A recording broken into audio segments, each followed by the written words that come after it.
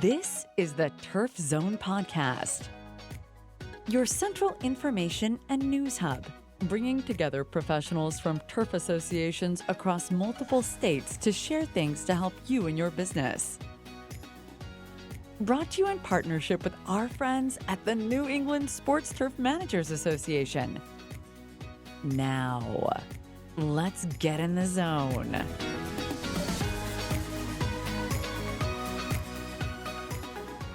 Welcome to the Turf Zone. In this episode, we feature an article titled Wet Spring Spur Crane Fly Activity by Olga Kostromytska. Crane flies are relatively common insects, especially in wet or waterlogged areas. They're also known as mosquito hawks, mosquito killers, or giant mosquitoes because at first glance they look similar to mosquitoes.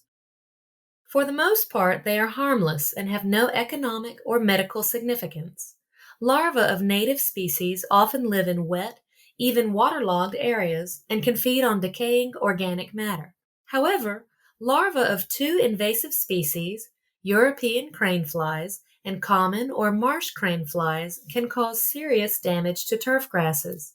Both species are originally from Europe, where their larva has been reported as damaging to turf grass, pasture grass, seedlings in nurseries, and many other crops. In the northeastern United States, European crane flies were detected earlier than common crane flies, and the species biology and management have been extensively studied. Common crane fly is the less studied species, but recently it has been reported as damaging or nuisance throughout the region, more often than European crane fly. Confirmed populations in southeastern, eastern, and western Massachusetts, northern Connecticut. According to the recent reports, this species seems to be spreading, and the infestations at some locations have intensified in the past few years.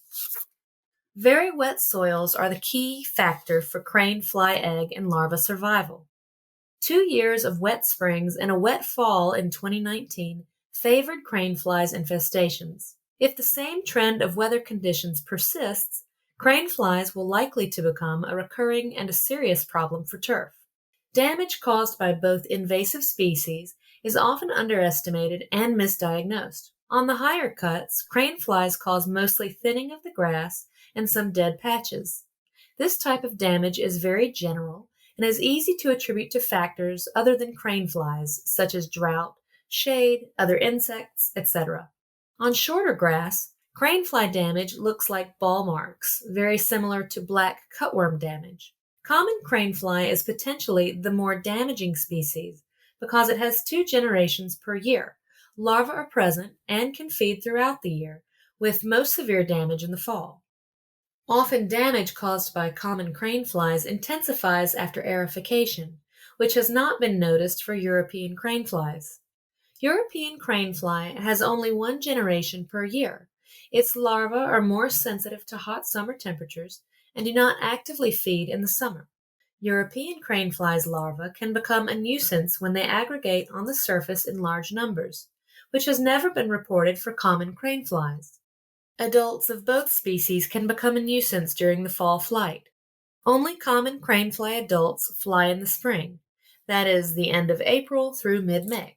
It is important to be on the lookout, understand the invasive crane fly's damaging potential to turf grass, and recognize the species predominant in the area. If you suspect a crane fly infestation, please send us a sample or pictures and let us know where and when you saw them. We're trying to get a better understanding of both species distribution in the region.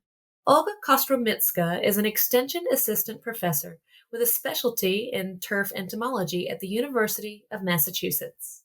Don't miss an episode. Subscribe at Apple Podcasts, Spotify, or wherever you get your podcasts. You can also check us out at theturfzone.com. You've been listening to the Turf Zone.